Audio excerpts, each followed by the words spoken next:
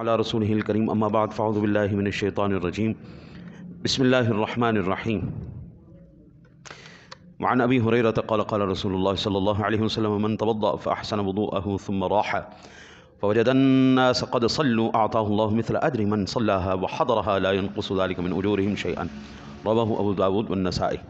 حضرت سیدنا ابو ہریرہ رضی اللہ تعالی عنہ سے روایت ہے، وہ فرماتے ہیں کہ میرے آقا کریم علیہ الصلوۃ والتسلیم کی ذات گرامی نے ارشاد فرمایا، جو بندہ وضو کرے تو اچھا کرے،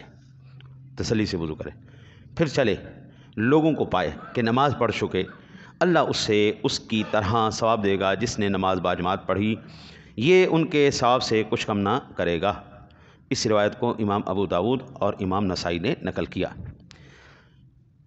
ہمیشہ کوشش یہ کی جائے کہ جس وقت اکثر مساجد میں 15 منٹ ہم 20 منٹ پہلے اذان دے دیتے ہیں کہ تاکہ ساتھی آ کے اچھی طرح وضو کر لیں، حاجت وغیرہ ہے تو حاجت وغیرہ کر کے وضو کر کے وہ سنتیں ادا کر کے نماز کے ساتھ مل جائیں۔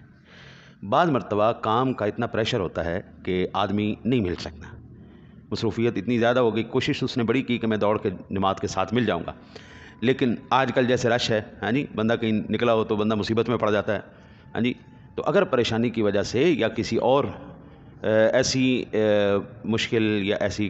پریشانی جس کی اندر اس کا اپنا کوئی اختیار نہیں تھا، جان بوجھ کے وہ نماز سے لیٹ نہیں ہوا، نماز کے لیے اس نے کوشش کی اور پہنچا مسجد کے اندر لیکن جماعت نکل گئی، تو حضور جناب رسالت مآب صلی اللہ علیہ وسلم نے ارشاد فرمایا، اللہ تعالیٰ اس بندے کو اس افسوس پر کہا ہے میری نماز نکل گئی، آئے جماعت کا ثواب نکل گیا، یہ جو حسرت ہے کاش کہ مجھے جماعت کے ساتھ نماز مل جاتی، حضور فرماتے اللہ اس بندے کو بھی اتنا ہی اجر عطا فرمائے گا جتنا جماعت والوں کو عطا فرمائے، 27 گنا ثواب وہ حاصل کر رہا ہے اکیلے۔ کس بات پر؟ حسرت پر، کوشش پر،